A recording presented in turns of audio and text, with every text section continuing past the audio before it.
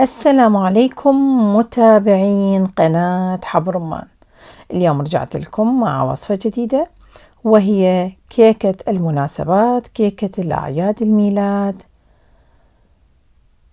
إن شاء الله تجربوها وتعجبكم، ولا تنسون الاشتراك بالقناة وتفعيل الجرس واللايك. هذه الكيكة طبعا بنتي سوتها، أني ساعدتها بيها، بس تعتبر هي يعني فكرتها شغلها كله زين، بس أني ساعدتها ببعض الخطوات. كيكة تفيدكم بالمناسبات، أعياد الميلاد، فكرتها حلوة، وراح تشوفون الخطوات شنو سوينا وشنو استخدمنا، وإن شاء الله تعجبكم وتجربوها. المقادير راح تظهر لكم على الشاشة، وراح أترك لكم إياه بصندوق الوصف. وراح نبدي بالبيض. ناخذ البيض والسكر. عندنا هنا 6 بيضات، والشكر اللي موجود بالمقادير، وراح نخفقه لمدة 15 دقيقة متواصلة إذا عندكم هذا الخفاق اليدوي، الخلاط اليدوي، أو إذا عندكم عجانة أو أي شيء تقدرون تسووه. هاي هنا مشيت لكم إياه وسرعته بس لمدة 15 دقيقة على السريع، إلى أن يتكون عندكم هذا القوام مالته، يصير هيجي مثل ما تشوفوه، بحيث من تقلبوها ما راح يوقع عندكم. فإنه صار عندنا هذا البيض والشكر. بعدين إحنا هذا البيض طبعا فاصلي، أخذنا بس البياض ويا الشكر. هنا عندنا صفار البيض 6 بيضات راح ننزله. هالمرة ما راح نستخدم الخفاق، بعد لازم نحاول ندخل صفار البيض ويا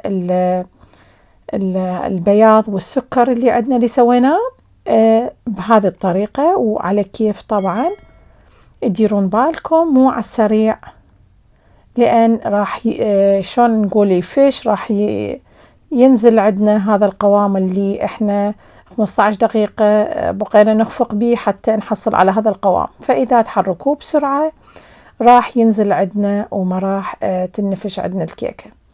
فعلى كيفكم وياه. طبعا أني أيضا مسرعة هاي الخطوات، حاولت إنه بعض الخطوات أخليها مثل ما هي حتى تشوفوها، وبعض الخطوات سرعتها. فعلى كيفكم، يعني بحركات نقول مدروسة محسوبة، على كيف إنه تدخلون صفار البيض حتى نحصل على هذا القوام. فبعدين خلصنا، خلينا على جهة. نبدي بالطحين. الطحين 100 غرام. هسه نجي على الشغلات الناشفة. نقول سوينا الشغلات اللي سائلة، هسه نجي على الناشف اللي هي العفو الطحين. هنا عندنا الكاكاو. هذا كاكاو، مو كاكاو اللي ينشرب، الكاكاو مالت الكيك يكون لونه شوية أغمق. عندنا هنا 50 غرام و100 غرام طحين. طبعا أنا هذه كيكة مسويتها قبل، وعندنا 50 غرام نشا. قبل فترة نزلت كيكة بنفس المقادير تقريبا ومكونات، التزيين يختلف،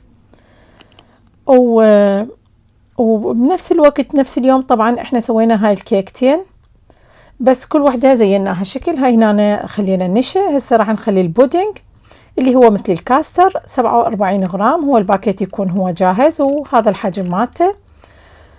وايضا راح اخلي هسه باكيت البيكنج باودر، نخلي واحد. هاي كلها الشغلات الناشفة. فمثل ما قلت أنا هاي الكيكة قبل فترة سويناها، يعني سوينا كيكتين، واحدة نزلتها، هذه الثانية راح نسويها اليوم. أنزل لكم شلون سويناها، وأيضا شلون زيناها. فهنا نخلط المكونات الناشفة عندنا سوا، حتى بعدين نخلطها زين شوية، حتى نقدر بعدين هنا نخليها بالمنخل وننخلها وننزلها على هذا القوام اللي سويناه. وأيضا تدخيل هاي المكونات الناشفة ندخلها هماتين على الكيف، يعني نفس الطريقة اللي دخلنا بيها البيض، صفار البيض نفس الشي ورا ما نكمل النخل مالتنا ننخله. النخل راح يخليه أكثر فقاعات، أكثر هواء يدخل بيه، الكيكة مالتنا تنفش أكثر، تنجح أكثر. فيفضل دائما بالكيك أنه ينخل الطحين أو المكونات الناشفة. فمثل ما تشوفون ندخلها على كيف. طبعا أنا هسه هاي الخطوة سرعتها، الفيديو هذا متسرع يعني مو بهذه السرعة جاي نحرك بيه. فعلى كيف مثل ما جاي تشوفون إلى أن نحرك بيه شوية شوية إلى أن نوصل لهذا القوام، أو أنه نشوف بعد ما عندنا تكتلات ومكونات ناشفة. بالنسبة للقالب مالتنا، احنا القالب مالتنا مفتوح من جوا، انتو بعد القالب اللي موجود عندكم، وهذا القياس مالته 20. فانه نغلفه بالورق ونخليه بقالب ثاني حتى ما تطلع عندنا الكيكة من جوا، لأن هي سائلة. فننزله بهذا الوقت احنا نكون مشغلين الفرن، مشغليه قبل هذا الوقت وخليه يحمى، وننزل الكيكة أو العجينة مالت الكيكة مالتنا ننزلها بالقالب اللي نريد نشوي بيه. هنا نحركها مثل هاي الحركة اللي جاي تشوفوها، وبعدين ورا ما نسوي هاي الحركة نطلع الفقاعات من عندها مثل ما جاي تشوفون بعود خشبية أو أي شيء موجود عندكم تقدرون تطلعون هاي الفقاعات قبل لا تدخلوها للفرن. احنا مثل ما قلنا الفرن حامي عندنا، وراح ندخلها على درجة حرارة 180 45 دقيقة. وهاي هنا بعد 45 دقيقة تشوفوها شلون ارتفعت وصار استوت عندنا. فنطلعها نتركها على جهة تبرد، وقبلها نختبرها ورا 45 دقيقة نشوف. يعني إذا شفناها محتاجة بعد نخليها بعد فد 5 دقائق. إحنا شفناها ما بيها شي يعني مستوية، فطلعناها خليناها على جهة بردت تقريبا ساعة أكثر، خليناها تبرد وبدينا نقطع بيها. فهنا قطعناها بهذا الحجم وسويناها 3 دوائر عندنا أو 3 طبقات،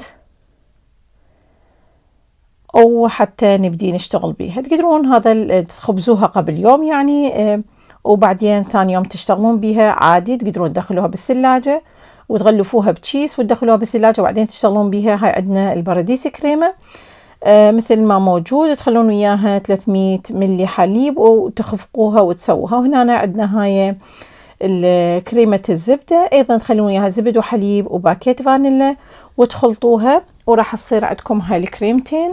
أو تقدرون تستخدمون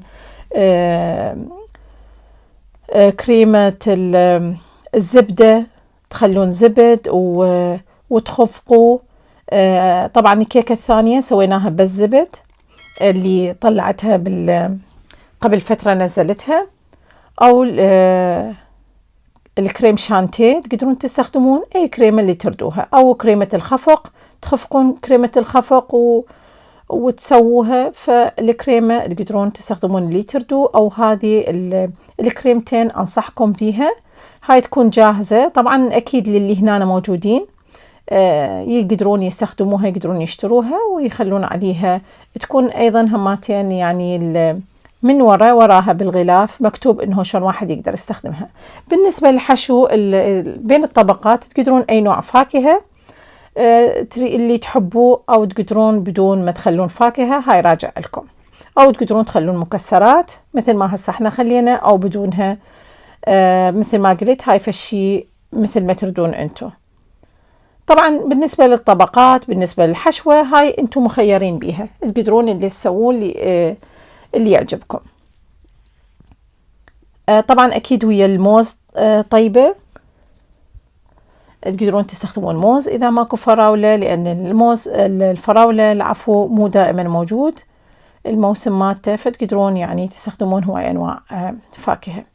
هنا هاي الطبقات طبعا قبل لا نشتغل بيها نبدي نخلي حليب، او تقدرون مي وشكر، حليب، عصير، اي نوع عصير تقدرون تشربون الكيكة حتى شوية تصير طرية عندكم. وهنا الطبقات تخلون طبقات كريمة مثل ما تشوفون، وتبدون تعدلون الجوانب حتى تطلع عدلة عندكم. وبالنسبة للحشوة أيضا هسه تشوفون إحنا استخدمنا الفراولة، تقدرون مربى الفراولة العفو، فتقدرون تستخدموها أو أيضا تستغنون عنها بكيفكم، أو أي نوع ثاني مال مربى ثانية، أي نوع ثاني. أكيد إذا غيرتوا بنوع الفاكهة لازم تشوفون فد نوع مربى اللي يناسب نوع الفاكهة اللي انتوا استخدمتوها، حتى بعدين الطعام يكون متناسق وطيب، يعني مو تخلون شغلتين واحدة ما تشبه الثاني بحيث الطعام يكون يعني ما متناسق. فتحاولون تشوفون انه الكريمة مالتكم ويا نوع الفاكهة ويا نوع المكسرات اللي تخلوها يعني شوية اكو تناسق بيها بالطعم. فهنا أنا هاي الطبقة خلينا الثانية، وهاي الأخيرة إن هماتين نشربها بالحليب قبل ما نخليها على الوجه مالت الكيكة. ومثل ما تشوفون طريقتها جدا سهلة، ويعني كيكة وتزينوها. التزيين مالتها طبعا الأغلبية يتخوفون من طريقة التزيين، لأن يعني اللي ما مسويها أكثر من مرة، هي أي شغلة إنت إذا ما مسويها وما مجربها راح يصير أكو تخوف، بس بالاستمرارية واحد يشوف تصير شغلة روتينية عنده. وبالتجربة أيضا مرات تجرب هاي الكريمة أو تجرب هاي الكريمة، فبالتجربة يعني واحد يتعلم أكثر.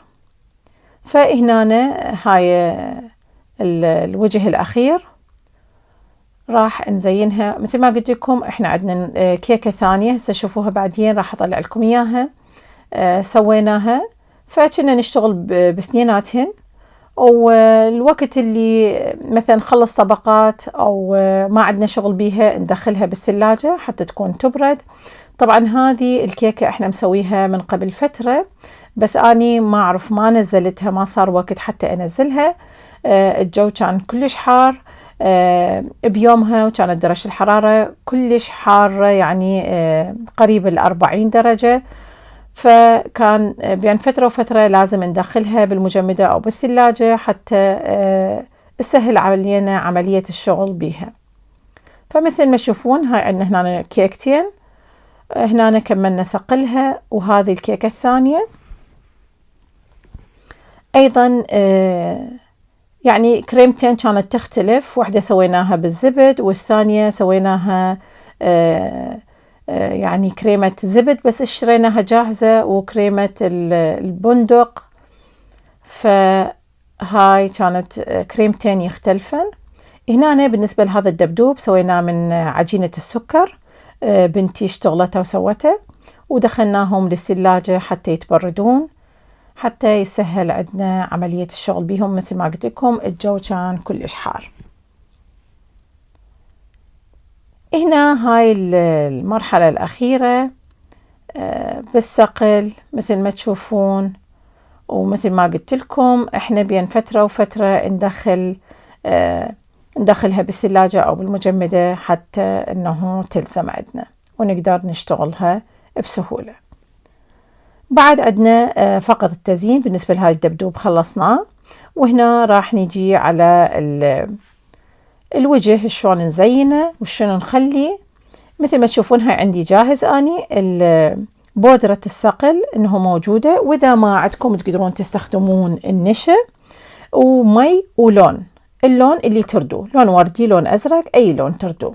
طبعا قطرات اللون تخلوها اني السائل كان عندي اللون فخليت قطرات من عنده، وتنتبهون انه حسب شوية شوية تخلون الى ان يصير عندكم اللون اللي تردوه. هاي هنا ورا كم دقيقة لزم عندي. شلون النشا طبعا هو مثل النشا، ورا فترة تحسوه صار تماسك هيجي صار قوامه. فاني هاي عندي مثل البطل، مثل بطل الكاتشب بطل المايو، خليته بيه، اني غسلته ونظفته العفو خليته بيه وزينته بهذا الشكل. مثل ما تشوفون شكله حلو. هنا عندنا هاي الخطوة ايضا خليت نص كوب شكر وربع كوب مي ولون، بدون ليمون بدون اي شيء، مي وشكر ولون. بالبداية خليت المي والشكر يعني كم دقيقة إلى أن ذاب عندي، وبعدين ضفت له اللون وحركته. طبعا انتوا تشوفوها هاي شوية كميته كلش قليلة، بس راح تشوفون ايش راح نسوي بيها، او يعني او الكمية كافية يعني انه تسوي لنا اشكال. فمثل ما تشوفون الفقاعات بدأت تبدي عندنا، لازم احركه لان الجوانب عندي تشكر قبل لا يبدي يغلي، فبقيت احركه بحركة مستمرة. تشوفون من بدأت هيك تصير الفقاعات، هاي خلاص عندي هاي الاعواد اني موجودة تنباع برا بالسوق. بديت أشكل الأشكال اللي أريدها. أنا كنت أريد أشكال دائرية، وسويتها ودخلتها للمجمدة، بردتها حتى رأسا تلزم وتشوفوها مثل مصاصة صارت. ودخلتها. هاي طبعا الباقين لونهم أيضا سمائي، بس لأن بعدهم لازقين فيبين شكلهم يختلف. هنا هذا الدبدوب لوناه أيضا وسوينا له عيون، ولوناه باللون الأزرق قريب على اللون اللي نريده. هنا عندنا هاي الكريمات اللي بقت، هي الكريمة الزبدة والكريمة الزبدة البيضة، فخلينا لها ألوان أزرق اللي استخدمناه، بس ألوان الأزرق يعني واحد زيدنا عليه وواحد قللنا عليه، فطلع عندنا لونين مختلفة. بالنسبة للتزيين مالت الكيكة الزرقاء، طبعا التصوير عندي ما كان موجود بالفيديو، يعني بالتصوير ما أعرف، أنا كنت أصوره وطلع ما مصورته، فلذلك بديت أراويكم التصوير. الكيكة الثانية هاي الطريقة اللي خلينا الكريمة، طبعا نفس الشيء، خلينا الكريمة بالكيس الحلواني وزيناها بهذا الشكل. بالنسبة للكيكة هاي والكيكة الثانية نفس الشيء سوينا، بس اللون يختلف، هو اللون الأزرق. فهاي الكيكة الثانية. وبالنسبة لكيكتنا راح نرجع لها اللي هي هاي بالنهاية. مثل ما قلت لكم الفيديو مال تشكيل هاي الشغلات ما طلع موجود، فهذا الشكل النهائي لها. ثبتنا هاي المصاصات مثل ما تشوفون بهذا الشكل، وقعدنا الدبدوبي عليها. وبالنسبة هذا الأبيض اللي مثل الثلج، هاي مرات يكون تنباع شغلات جاهزة مع التزيين، لون ذهبي لون فضي، فأني خليته طلع هيك شكله حلو مثل اللون الثلجي أو اللون الأبيض، بس هو لونه رصاصي بلمعة، بس ما مبين شوية بالفيديو أو بالصورة بالتصوير. وبالنسبة لهاي المكتوب عليها بوي، واللي مكتوب عليها يعني مرسوم عليها مصاصة أو العفو ممية، هذه عجينة السكر سوتها بنتي وكتبت عليه بنفس اللون اللي استخدمته، وهذا شكلها النهائي. إن شاء الله تجربوها وتعجبكم، ولا تنسون الاشتراك بالقناة إذا ما مشتركين، وتفعيل الجرس واللايك. إلى أن نلتقي مع وصفة جديدة من قناة حب رمان، في أمان الله.